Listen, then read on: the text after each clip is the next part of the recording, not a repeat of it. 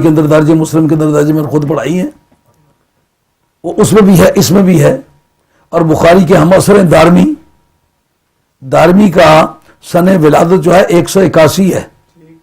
امام بخاری سے تقریباً 15 برس بڑے ہیں. یہ 194 میں امام بخاری کی ولادت ہوئی اور 181 میں بلکہ 13 برس 181 میں امام دارمی پیدا ہوئے ہیں اور 256 میں وصال ہوا ہے امام بخاری کا اور 255 میں انتقال ہوا ہے دارمی کا.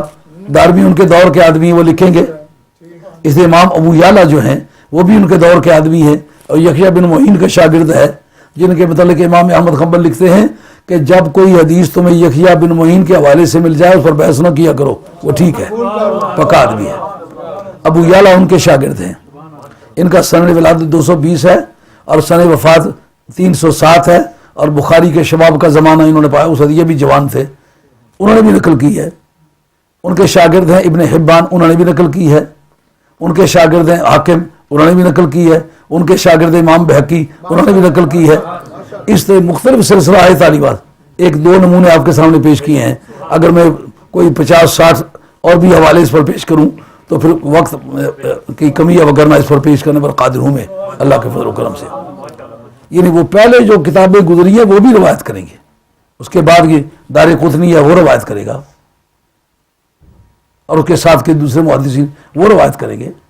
یہ کہتے ہیں اس وجہ سے وہ معتبر نہیں ہے کہ صرف بخاری اور مسلم نے نقل کر دی ہے، بلکہ اس کی وجہ یہ ہے کہ وہ پہلوں نے بھی نقل کی ہے، ان کے کنٹمپریریز نے بھی، ان کے معاصرین نے بھی نقل کی ہے، اس کے بعد میں آنے والے لوگوں نے بھی نقل کی ہے. اس وجہ سے اس کو تلقی بالقبول حاصل ہے.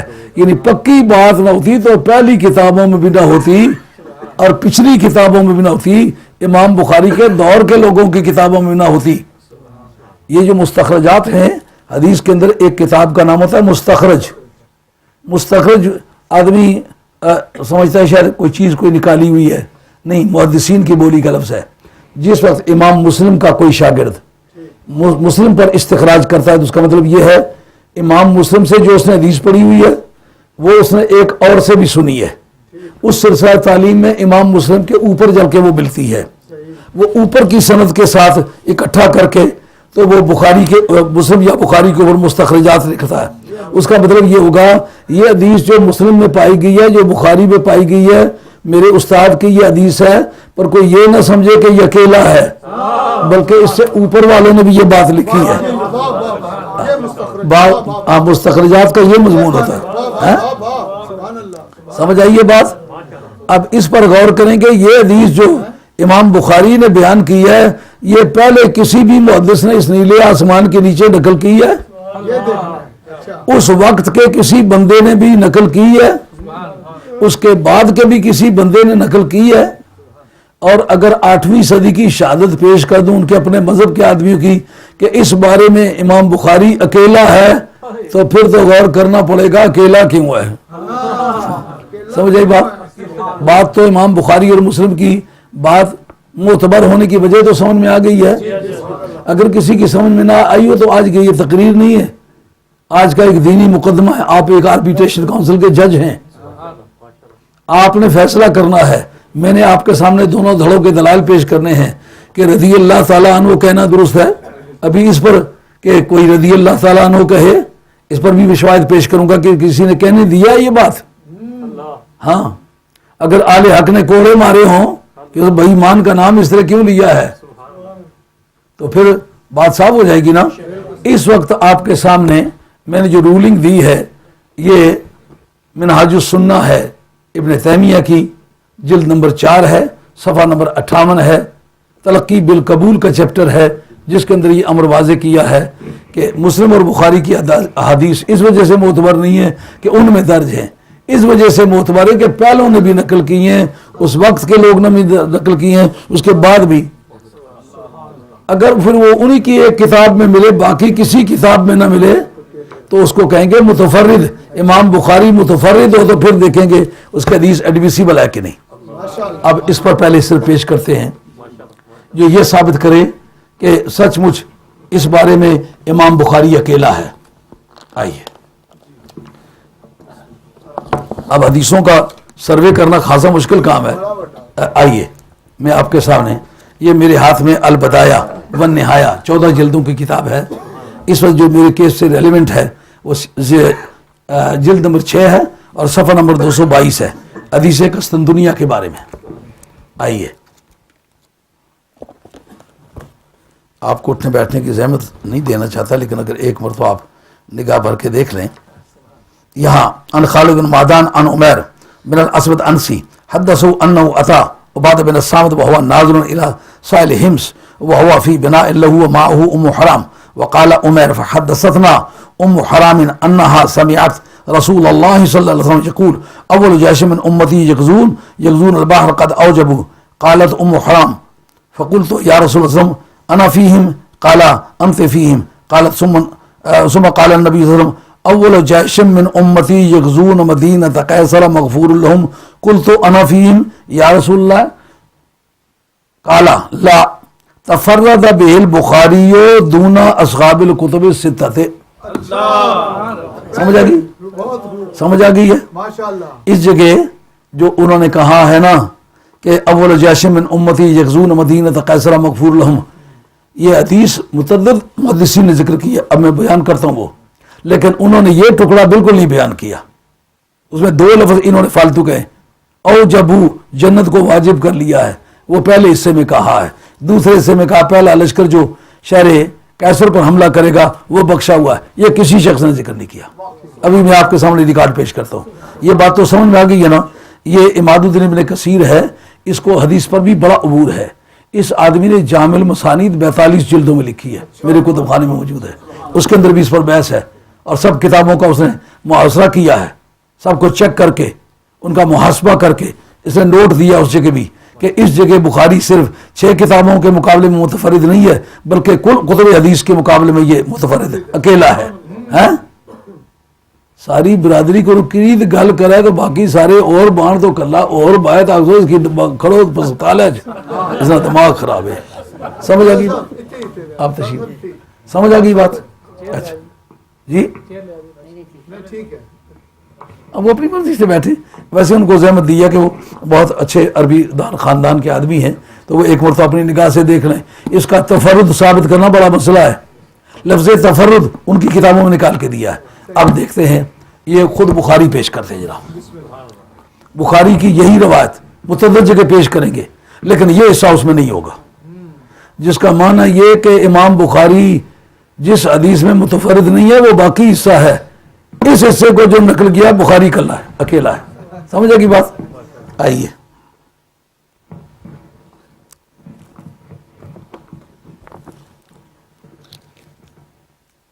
کتابوں میں دھرا کیا ہے، لکھ لکھ کے دھو ڈالی. یہ جلد نمبر اول ہے بخاری شریف کا اور صفحہ نمبر 391 ہے. یہ میں آپ کے سامنے پڑھتا ہوں، آپ ملاحظہ فرمائیں. اب ٹھہر ٹھہر کے پڑھنے میں خاصی دقت ہوگی کیونکہ کافی لمبا دفتر ہے یہ. اس میں حضرت انس بن مالک آخری راوی ہیں. وہ حدیث جس میں یہ الفاظ ہیں کہ اول جیشن من امتی یغزون مدینہ قیصرہ مغفور لہم، اس کا راوی اسود انسی دمشقی. کون ہے کوئی پتہ نہیں. آپ کسی کی شہادت لکھنا چاہیں آئیڈینٹی کے بغیر لکھیں گے؟ اس کی کوئی آئیڈینٹی نہیں ہے. اب اس کا نام لیتا ہوں. ان کا نام ہے حضرت انس بن مالک. 10 سال نبی پاک علیہ السلام کی خدمت میں لگاتار رہے ہیں.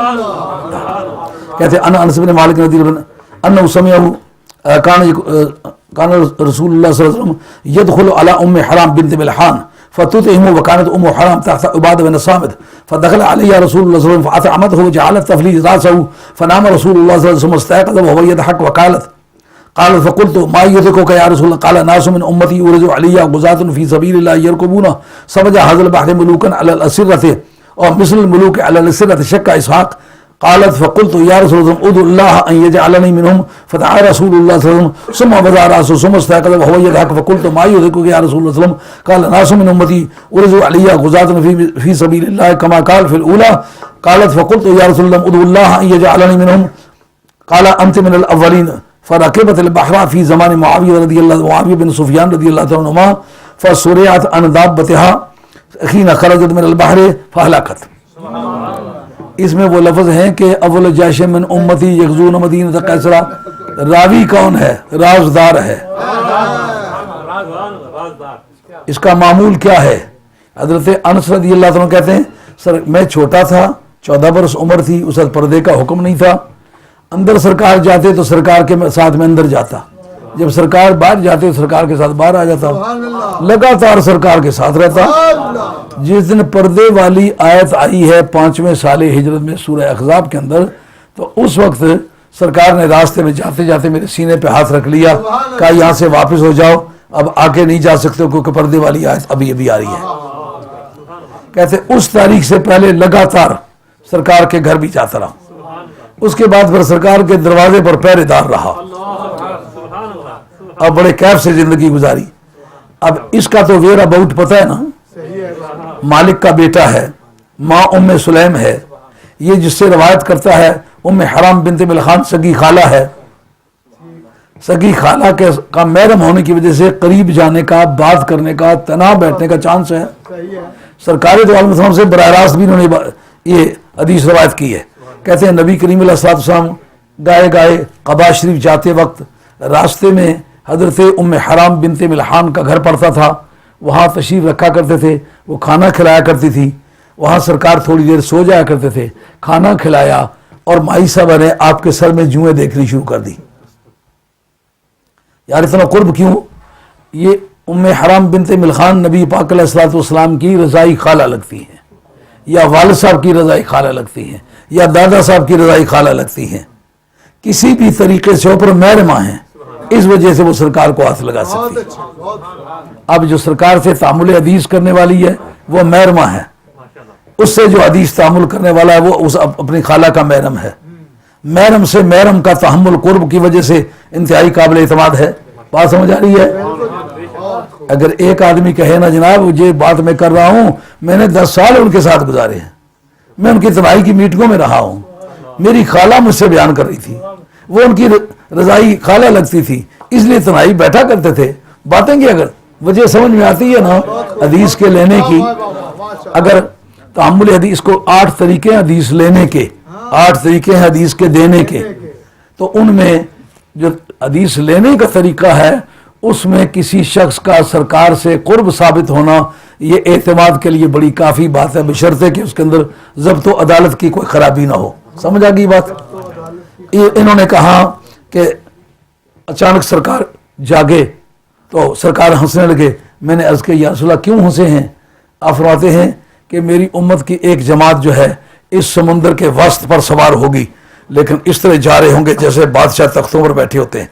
मुहद्दिसीन इस पर गुफ्तगू करते हैं, कहते हैं ये शान शौकत क्यों सरकार ने बयान की? कहा कि इसलिए कि जब आदमी मैदान कारजार की तरफ जा रहा होता है, शायद आपने 40-44 वाला मंजर में देखा हो, मैं उस वक्त दिल्ली पढ़ा करता था, तो शाही मस्जिद से नमाज पढ़ के निकले तो सामने से एक आर्मी वहाँ से मूव हो रही थी। जनाब नौजवान धाड़े मार मार के रो रहे थे, डर के मारे, लाशें कांप रही थी, लड़ाई में जा रहे हैं, बम बरस रहे हैं। सरकार का ये फरमाना वो इस तरह बैठे होंगे जैसे बादशाह तख्तों पर बैठे हो, यानी सरकार के गुलामों को ये यकीन है जिंदा रहें तो गाजी हैं, मर जाएं तो शहीद हैं। हमारा मिशन इतना सच्चा है कि हमारे जीने के मुकाबले में मरना ज्यादा पसंदीदा है। मैं मरने पर तो था राजी, कजा के हाथ क्या आया। इसलिए सरकार फरमा वो खुश होंगे। उस वक्त वो कहती हैं कि या रसूल अल्लाह मेरे लिए दुआ करें, मैं उनमें से हो जाऊं। आप तेरे लिए दुआ की मकबूल होगी, तो उनमें से है, और तू वहां जाएगी और मर भी जाएगी। इसमें यह लफ्ज है कि अव्वल जैशिम मिन उम्मती यगजून मदीनत कैसरा मगफूर लहुम, ये पहली रवायत है जनाब।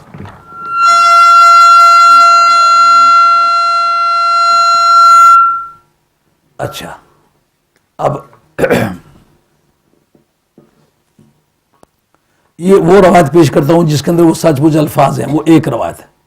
अब बाकी जितनी भी रवायतें पेश करूंगा किसी में वो नहीं होगी। अभी ये हदीस की किताबों की चिट्ठियां लगी हुई हैं, मुस्लिम पेश करूंगा, बुखारी पेश करूंगा, दारवी पेश करूंगा, मुसन्नफ़ अब्दुल रज़्ज़ाक़ पेश करूंगा, जामे रमूज पेश करूंगा, किसी में वो अल्फाज नहीं है। उसका तफर्रुद साबित करने के लिए कि बुखारी अपनी पूरी बरादरी से अकेले हैं। आइए इस जगह یہی حدیث بیان کرتے ہیں. اور یہ بیان کرنے والا کون آدمی ہے؟ حضرت انس رضی اللہ تعالیٰ عنہ کہتے ہیں ان خالتہ ام حرام بنت ملخان قالت نام النبی صلی اللہ علیہ وسلم، بالکل وہی حدیث کے الفاظ اول سے آخر تک چلے آتے ہیں. بتایا کہ سچ مجھ پھر وہ وقت آیا تو وہ اس میدان میں گئیں، اور جب میدان سے فارغ ہو کر واپس آئیں تو آپ نے گھوڑے نے آپ کو گرا دیا اور آپ کی گردن ٹوٹ گئی، مائی صبا کا وصال ہو گیا. ام حرام بنت ملحان کا یہ پوری عبارت میں آپ کو پڑھ کے سناتا ہوں. قال ناس من امتی ارجو علیہ یرکبون هذا البحر الاخضر كالملوك على الاسره قالت افضل الله ان يجعلني من فتعاله ثم نام الثانيه ففعل مثلها فقالت مثل قولها فاجابها مثلها فقالت ادعو الله ان يجعلني منهم فقال انت من الاولين. جس وقت دوسرے گروہ کا ذکر کیا کہ ایک اور بھی گروہ جائے گا، کہا یا رسول اللہ میرے لیے دعا کرے. آپ نے کہا تو پہلوں میں ہے. اور سب سے پہلی روایت میں تو پوچھا ہے کہ میں ان میں ہوں. یہ کون پوچھتا ہے جس کو غیب کا علم ہو، جس کے بارے میں غیب کا یقین رکھے، جس کو پتہ ہے غیب کا. سرکار کا آگے یہ نہ فرمانا کہ جی مجھے کیا پتہ ہے تو ہوگی یا نہیں ہوگی. سرکار ہوا تو پہلی گروپ میں ہے، معلوم ہے یہ پتہ ہے تو کب مرے گی، کہاں مرے گی، کیسے مرے گی. نعرہ تکبیر، نعرہ رسالت، نعرہ حیدری، نعرہ حیدری، نعرہ غوثیہ، سیدی مرشدی قبلہ مفکر اسلام. فخرج مع زوجها عبادت بن صامت غازیاً اول ما رکب المسلمون البحر مع معاویہ تھا. حضرت امیر معاویہ رضی اللہ عنہ کے دور خلافت میں، دور حکومت میں یہ لوگ اس جنگ کے لیے گئے اور وہ اپنے خامد کے ہمراہ گئیں. اور پھر فلما انصرفوا من غزوتهم قافلین فنزل الشام، جس وقت اس سے واپس آئیں تو ساحل سمندر پر ہمس کے قریب آ کر کے اتریں. اور فقربت علیہا دابۃ لترکبها فصرعت فماتت، ان کے پاس چارپایا کیا گیا تو جب ان پر اس پر سوار ہوئی تو بدکا آپ گری، گردن ٹوٹ گئی، وصال ہو گیا. اس میں مغفور لہم کا لفظ ہے نہیں ہے نا. اب اس کے بعد پڑھتا ہوں آپ کی خدمت میں.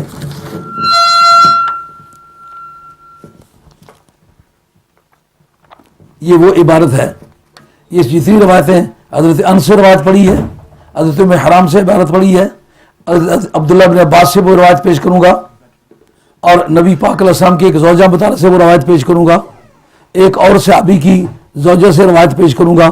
اس کے پیش کرنے کے بعد پھر آپ سے پوچھوں گا کہ یہ آدمی جس نے مغفور لہم کی روایت کی ہے یہ رہنے والا ہے شام کا، یہ سارے رہنے والے مدینے کے، تو مدینہ طیبہ کے راویوں کے مقابلے میں شامی رائے کی قیمت کیا ہوگی؟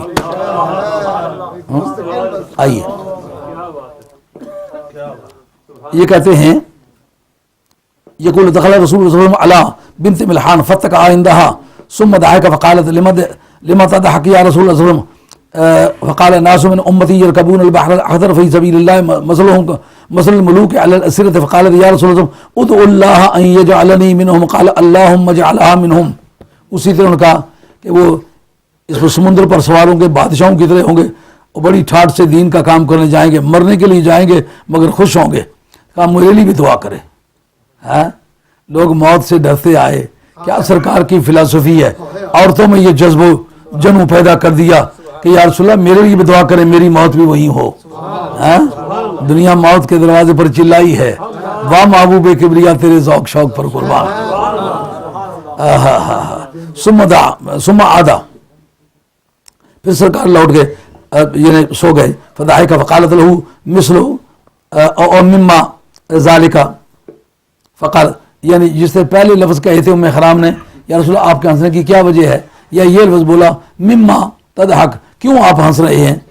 تو اس کے جواب میں فقال لها مثل ذالک، سرکار دو عالم وسلم نے اسی طرح جواب دیا کہ اس طرح وہ میرے امتی لڑائی کے لیے جائیں گے. فقالت ادعو اللہ یجعلنی منہم قال انت من الاولین، ان کا میرے لیے دعا کریں اس دوسرے گروپ میں بھی میں ہوں. سرکار نے فرمایا نہیں تو پہلے گروپ میں ہوگی. قال انس فتزوجت عباد بن الصامت فرکبت البحر مع بنت قرظہ. حضرت نبی کریم علیہ الصلوۃ والسلام کی یہ جو رضائی خالہ ہیں ان کی شادی حضرت عبادہ بن الصامت سے ہوئی ہے، اور وہ حضرت امیر معاویہ رضی اللہ عنہ کی اہلیہ تھی، ان کا نام تھا قرظہ. ان کے ساتھ یہ گئیں، وہ بھی گئی لڑائی میں، یہ بھی ساتھ گئی. فلما قبلت رکبت دابتها فوقصت بها فسقطت عنها فماتت. اس میں مغفور لفظ کا ہے، مغفور لہم کا لفظ ہے کوئی نہیں ہے نا. آئیے یہ ساری کن کی روایتیں ہیں؟ یہ حضرت انس رضی اللہ عنہ کی روایتیں، عبداللہ بن عباس کی روایتیں ہیں، حضور کی زوجہ مبارک کی بھی روایت میں ابھی پیش کرتا ہوں. یہ لیجئے.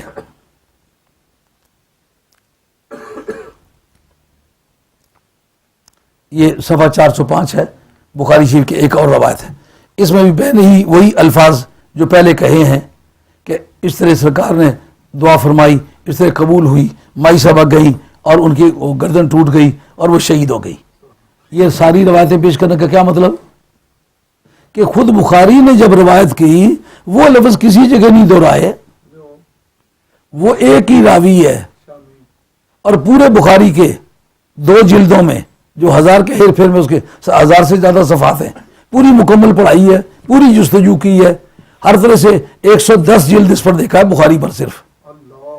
لیکن پورے محدثین میں سے کوئی ایک بات بھی اس کا دعوے دار نہیں ہے کہ یہ حدیث کسی اور نے بھی روایت کی ہے. اور بخاری نے یہ کتنی روایتیں آپ کے سامنے پڑھ چکا ہوں. خود بخاری کی روایتیں اگر وہ ریلائبل ہوتی تو کوئی اور راوی بھی اس کو روایت کرتا نا. صرف ایک دمشق کے رہنے والے راوی نے بعد میں پھر اس پر تبصرہ کرتے کہ دمشق کا راوی اہل مدینہ کے مقابلے میں روایت کرے، قیمت کیا ہوگی. لیجئے یہ صفحہ 405 ہے، اس پر بھی روایت وہی ہے اور حضرت انس رضی اللہ عنہ سے روایت کرتے ہیں، حضرت انس سے روایت کرتے ہیں، مگر ان کے آگے جو شاگرد ہیں وہ بہت سارے ہیں. یہ جتنی روایتیں بیان کی حضرت انس سے، ایک جگہ ان کے شاگردوں کا اور طبقہ بیان کرتا ہے. کسی شخص سے ایک سے زیادہ، 2 سے زیادہ شاگرد ہوں اور اس کی باتوں کو لے کر پہنچائیں، یہ بھی تلقی بالقبول کی ایک صورت ہے. یعنی اس کو صرف ایک اس کے اکے دکے شاگرد نے قبول نہیں کیا، بلکہ ساری سوسائٹی جتنا اس کا شاگرد طبقہ ہے یہ سب کو الگ الگ بیان کرنے کا یہ مطلب ہے. نہیں تو خواہ تکرار لازم آتا. اس کا تفرد رفع کرنے کے لیے کہ امام بخاری نے یہ روایت بیان کی ہے حضرت انس رضی اللہ تعالیٰ عنہ سے، حضرت انس سے بھی آگے متعدد شاگردوں نے اس کو قبول کر کے قوم تک پہنچایا ہے. یہ 405 پر بھی وہی روایت ہے جناب. اب لیجئے یہ وہ روایت ہے جو جس کے اندر مغفور لہم کے لفظ آتے ہیں. یہ بخاری شریف کا صفحہ نمبر 409 اور 10 ہے. 409 سے شروع ہوتی ہے، لیکن دیکھیں اس کا ٹائٹل کیا ہے، باب ما قیلا فی قتال الروم. اس بات کا باب جو روم کی جنگ کے بارے میں کہی گئی ہے. لفظ قیلا سے اس کی روایت ہے. سمجھو، جس خاص خاص بولیاں ہوتی ہیں جس سے بات کی سچائی اور جھٹائی کا اندازہ ہوتا ہے. جس وقت کوئی کسی کا نام نہیں صحیح ہوتا کہتا واضح واضح بندے آکھنے، گل پکی وے تو سیدھا تھی راوی جیون آکھنا، واضح واضح بندے. یہ کچی باتوں کا سلسلہ نا. ما رویہ بقیلا او بقالو دلیل علی ضعف ما قالو، یہ روایت ہے، یہ کوٹیشن ہے شامی کا.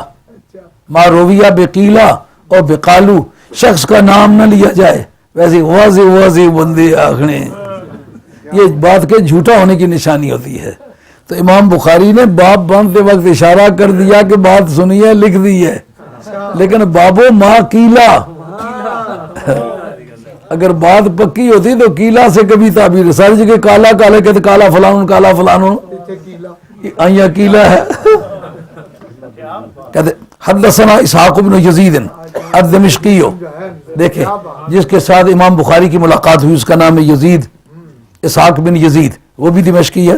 قال حدثنا یحییٰ بن حمزہ، یہ بھی دمشقی ہے. قال حدثنی ثور، یہ بھی دمشقی ہے. اور قال حدثنی یزید عن خالد بن معدان، کہ مجھ سے خالد بن معدان نے بیان کی، یہ بھی دمشقی ہے. ان عمیر بن الاسود، یہ یہاں سے وہ راوی شروع ہوتا ہے. یہ عمیر بن الاسود کون ہے؟ کوئی ویئر اباؤٹ پتہ نہیں، کس قبیلے کا ہے، کون ہے، کس کا شاگرد ہے. مولانا آدمی مجہول الحال ہو روایت قابل قبول ہوگی؟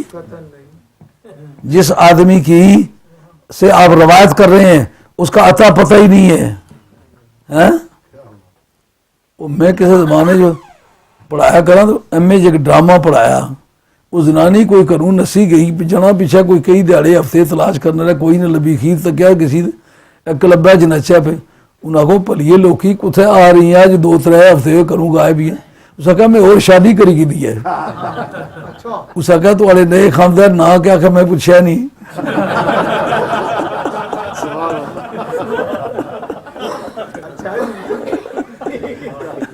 کرے شادی اور نام تک پتہ نہ ہو, اور حدیث رسول پاک صلی اللہ علیہ وسلم نقل کرے یہ نہ پتہ یہ آدمی کون ہے, کہاں کا رہنے والا ہے, کس کا شاگرد ہے, کیا پڑھا ہوا ہے, اس کا حافظہ کیسا ہے, دین کیسا ہے, آدمی مستور الحال ہے. اور پوری بخاری میں اس سلسلہ اسناد کی ذمہ داری سے کہتا ہوں دونوں ہاتھ اونچے کر کے, اس سے دوسری عبارت نہیں نکال سکتے پوری بخاری میں. یہ کون سا کوئی نسخہ کیمیا ہے جس کے لیے بخاری رحمۃ اللہ علیہ اتنا سفر کیا ایک روایت لینے کے لیے؟ اب بندہ بھی کچا. بخاری جو ہے رحمۃ اللہ علیہ وہ بال کی کھال نکالنے والے ہیں. یہ کیوں نہیں پوچھ سکے بتا تو کون ہے, کہاں کا رہنے والا ہے, تیرے باپ کا نام کیا ہے, کن اساتذہ سے تو نے سیکھا ہے؟ یہ بیان کیا کرتا ہے؟ حدثہ انہ اتی عبادہ بن الصامت, کہ یہ بیان کرتے ہیں کہ وہ حضرت عبادہ بن الصامت کے پاس آئے. عبادہ بن الصامت مدینہ شریف کے رہنے والے ہیں. یہ قبیلہ خزرج کے مانیٹر مانے جاتے تھے, نقیب تھے. یہ وہ آدمی ہے کہ جس وقت بدر کی جنگ کے لیے سرکار اپنے صحابہ سے استصواب کر رہے ہیں تو پوچھا, مہاجرین نے کہا یا رسول اللہ سر بیچ اساں سودا کی تھا بازار مدینے والے تھے, صدقے نہیں میری جند جان سیوبا دربار مدینے والے تھے, ہم تو پہلے سودا کر کے آ گئے, ہم سے تو پوچھنے کی کوئی بات نہیں ہے, ہمارے پاس جو کچھ تھا لڑا بیٹھے. اب حسن میرا کس کاری سجنا کم نہ آیا تیرے, مرنا ہے آپ کے قدموں پہ منہ رکھ کے جان دینی ہے, اس عزم کو لے کے چلے تھے, اس کو نبھائیں گے. مجھے مہاجرین سے اس وقت حضرت عبادہ بن الصامت کھڑے, انہوں نے کہا یا رسول اللہ لڑنا ایک با مقصد بات ہے, لڑ کر کوئی جیت بھی سکتا ہے ہار بھی سکتا ہے, اگر آپ حکم دیں نا تو یہ کھلا سمندر ہے, اس میں چھلانگے لگانے کا نتیجہ فتح تو کبھی نہیں ہو سکتا نا. آپ اگر کھلے سمندر میں چھلانگے لگانے کا حکم دیں, اپنے باپ کی اولاد میں سے نہیں ہو کہ پہلی آواز پر وہ میں اپنی قوم کے سمندر کے اندر کود نہ جاؤں, تو سالے سمندر پر تھے نا.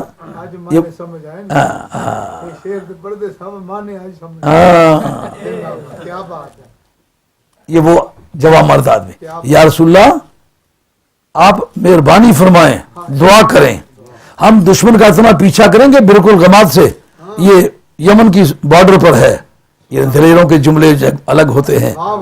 یاد ہے جو تو نیازی نے کہا تھا کہ ہندوستان کے ٹینک میری باڈی پر سے گزر کے جائیں گے, گزری تھی بھیجنے نے تمہاری صلاح پہلے تو تھی. سرکار کا صحابی کہتے یا رسول اللہ وہ ہمیں شکست نہیں دے سکتے, دشمن کو اتنی پٹائی کریں گے دشمن بھاگیں گے اور بالکل غماد تک ان کا پیچھا کریں گے.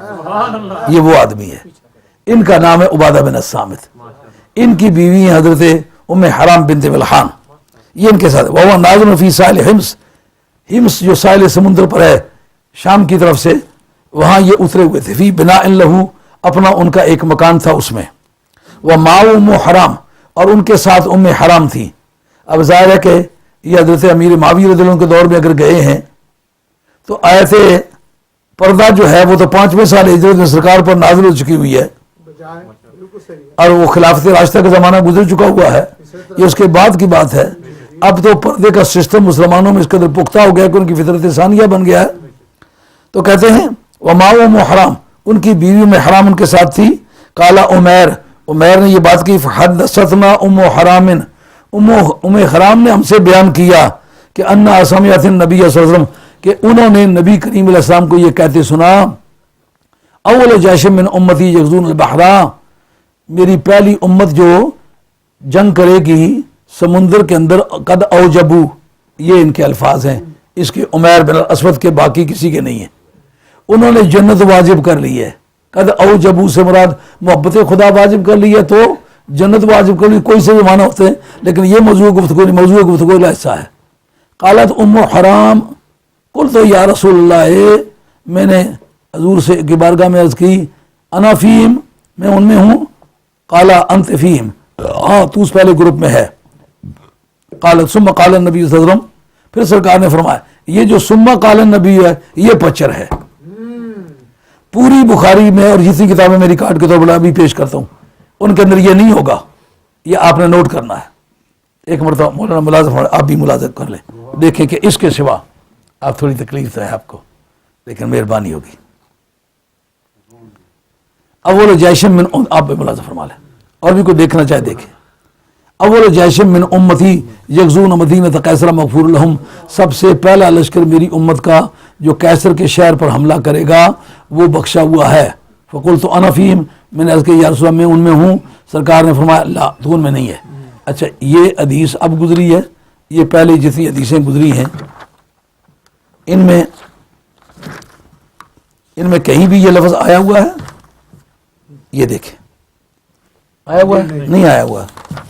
یہ دیکھیں اس میں کہیں آیا ہوا ہے؟ نہیں آیا ہوا.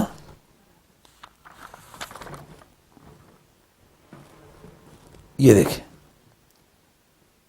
رکبت البحر فی زمان معاویہ بن ابی سفیان فصلت عن دابتها حين خرجت من البحر فهلكت، اس میں آیا ہوا ہے؟ نہیں آیا ہوا. اس کا مطلب پوری بخاری کے اندر یہ پہلی جلد کے کلیکشن ہے جو میں نے آپ کے سامنے پیش کی ہے. اب ایک ہی روایت ہے جس کے اندر ہے کہ وہ لشکر جو ہے وہ بخشا ہوا ہے، اور اس کا راوی کون ہے؟ اس کا راوی جو ہے وہ اسود انسی ہے. اچھا اب ہم اس پر ذرا غور کریں گے، بعد میں وہ باقی روایتیں پیش کرتا ہوں، آپ تشریف رکھیں.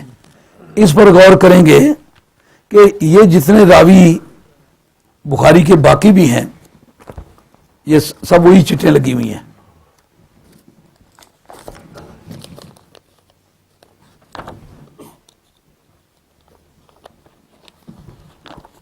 یہ بھی اس میں بھی ام حرام سے یہ روایت ہے اور وہی بہن ہی وہی الفاظ ہیں، لیکن دوسرے شاگردوں سے جو حضرت انس کے دوسرے شاگرد ہیں ان سے یہ روایت ہے.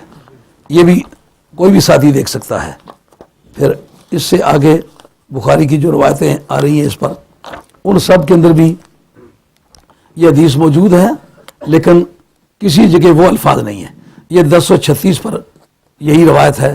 اس روایت کے اندر بھی کسی جگہ اول جیش من امتی یغزون مدینہ قیصر مغفور لہم نہیں آیا. یہ پہلے آپ کے سامنے البدایہ و نہایہ سے یہ عبارت پڑھ چکا ہوں کہ بخاری اس بارے میں متفرد ہے. یہ جتنے بھی راوی ہیں باقی بیان کروں گا.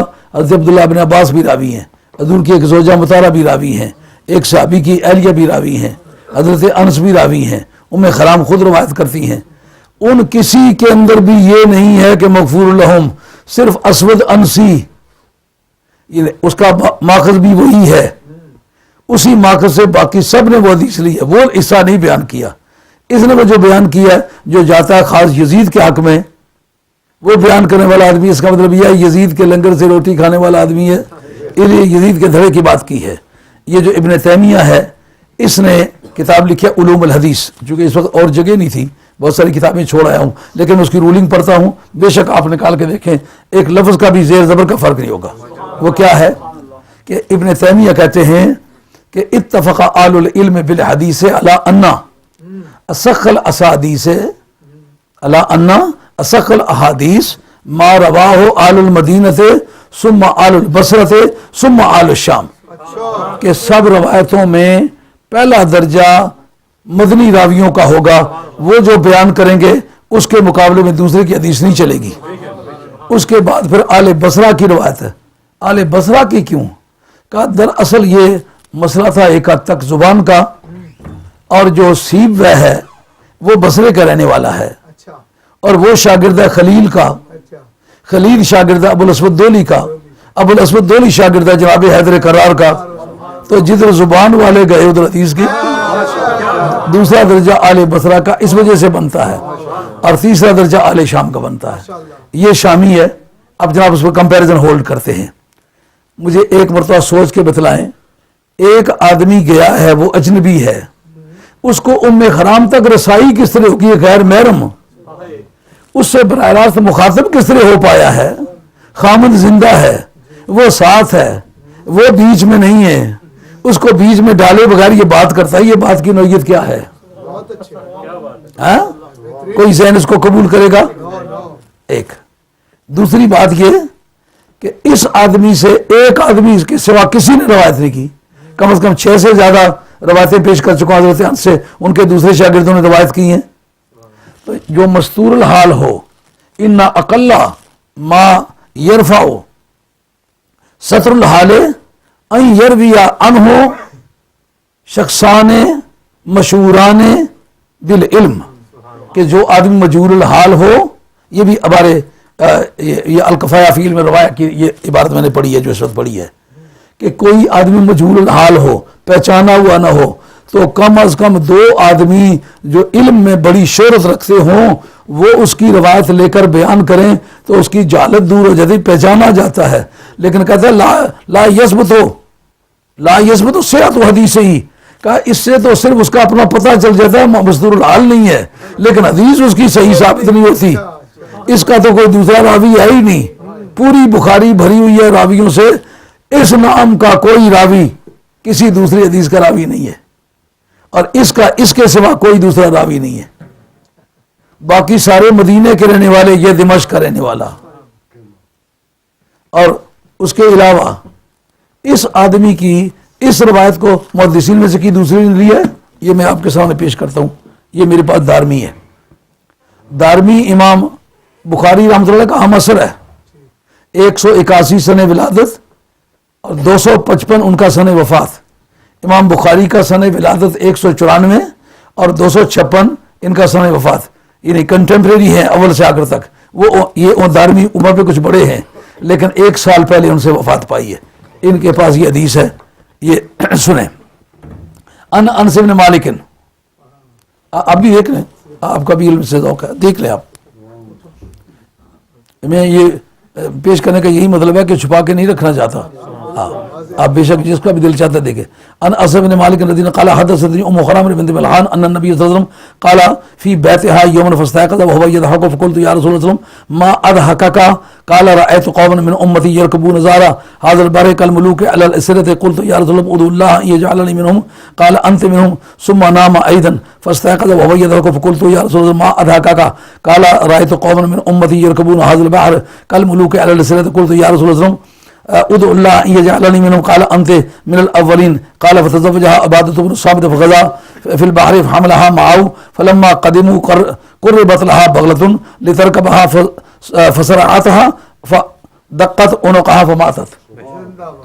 اس میں ہے لفظ کہ افضل جیسن یغزون مدینہ کثرا مغفور لهم، اس کا مطلب بخاری نے وہ جو روایت لی ہے اگر اس کے نزدیک بھی وہ صحیح ہوتی، ایڈمیسیبل ہوتی، تو یہ ضرور لیتے. ان کے ہم عصر آدمی ہیں. اچھا، یہ میرے پاس مصنف عبد الرزاق ہے. مصنف عبد الرزاق بعض کے 11 جلدوں میں چھپی، بعض کے 12 جلدوں میں، میرے پاس 12 جلدوں میں ہے. یہ استاد ہیں امام احمد حنبل کے. امام احمد حنبل استاد ہیں امام بخاری کے. دیکھیں انہوں نے یہ حدیث روایت کی ہے، وہ اول جیشن من امتی یغزون مدینہ کثرا مغفور لهم کے الفاظ ہیں، ہرگز نہیں ہے. کہتے ہیں عبد الرزاق امام عن زید بن اسلم عن عطاء بن یسار ان امرأۃ حذیفہ قالت. اب دیکھا انہوں نے اور سے اس کو روایت کیا ہے، یعنی یہ حدیث جو ہے صرف ایک آدمی سے روایت نہیں ہے، متعدد لوگوں سے ہے، لیکن کسی نے بھی وہ الفاظ نہیں لیے جو امام بخاری نے لیے. سمجھ آئی بات؟ یہاں حذیفہ کی میں نے کہا تھا نا کہ ایک صحابی کی بیگم بھی ہیں، یہ حذیفہ بن الیمان ہیں، جن کو غیب کے باتیں سرکار نے بتلائی تھی کہ فتنہ فساد کیسے ہوں گے، منافقین کل کتنے ہیں. حضرت فاروق اعظم کہتے ہیں جب کوئی مر جاتا تو سرکار دوارا وسلم تشریف فرمانا ہوتے تو جنازے کا سلسلہ شروع ہوتا، تو میں دیکھتا حذیفہ بن الیمان ہے تو میں جا کے پڑھ لیتا، اور اگر حضرت حذیفہ بن الیمان نہ ہوتے میں کہتا اس کو تفتیش کریں گے. ان کی بیگم ہے. قالت نام رسول اللہ صلی اللہ علیہ وسلم استيقظ وهو يضحك فقلت تضحك مني. حضرت حذیفہ بن الیمان کی بیگم کہتی ہے کہ سرکار دو عالم وسلم سو گئے، پھر جاگے تو وہ ہنس رہے تھے. میں نے کہا یا رسول اللہ مجھے دیکھ کے ہنس رہے ہیں، یعنی کوئی میں ریڈیکولس قسم کے کوئی کام کیا ہے مزہ کا خیز جس کی وجہ سے سرکار ہنسے ہیں؟ سرکار نے نہیں. آپ قال لا ولكن من قوم من امتی یخرجون غزاة فی البحر، اپنی اس قوم کی وجہ سے جو جنگی جرنیل بن کے نکلیں گے اور اس سمندر پر سوار فضاحکہ، پھر سرکار ہنسے. مثلا ملوک الاسرہ، ان کی مثال ایسی ہے جیسا بادشاہ تختوں پر ہوں گے. سارے الفاظ باقاعدہ دہرا رہے کہ نہیں؟ اگر یہ بھی اس حدیث کے الفاظ ہوتے ہیں تو پھر یہ بھی دہراتے نا. ثم نام ثم استيقظ فضحك فقلت تضحك مني، میں نے پھر عرض کیا یا رسول اللہ پھر آپ سو کے جا کے پھر ہنستے مجھے دیکھ کے ہنستے؟ آپ نے نہیں ایسا نہیں. فقال لا ولكن من قوم يخرجون من امتي يقذون في البقر فيرجعون قليلا غنائمهم، واپس لوٹیں گے لیکن مال غنیمت زیادہ نہیں ان کے پاس ہوگا. مغفور لهم، وہ بخشے ہوئے ہوں گے. یہ کن کے متعلق ہے؟ جو پہلے سمندری جنگ کریں گے. یہ مدینہ کیسرا کا اس میں کوئی ذکر نہیں. آگے بات سمجھ میں؟ جو پہلے سمندری جنگ کریں گے اور وہ سن 32 میں ہوا ہے، وہ میں اس کا بھی ریکارڈ پیش کرتا ہوں. پہلا جو سمندری حملہ ہے اس حملے میں حضرت امیر معاویہ رضی اللہ تعالیٰ گئے ہیں اور وہ سن 32 میں ہوا ہے اور حضرت عثمان غنی رضی اللہ تعالیٰ کے دور خلافت میں ہوا ہے. سمجھ آئی بات؟ ایسی کوئی معمول بات چھوڑی ہوئی نہیں ہے. ہاں یہ جتنی باتیں میں نے کی ہیں اگر ان کے پاس جان ہوتی میرے گلے پڑتے. ہاں اور وہ بڑا بد نصیب ہوگا جس کا مجھ سے پیچھا پڑ جائے گا انشاءاللہ.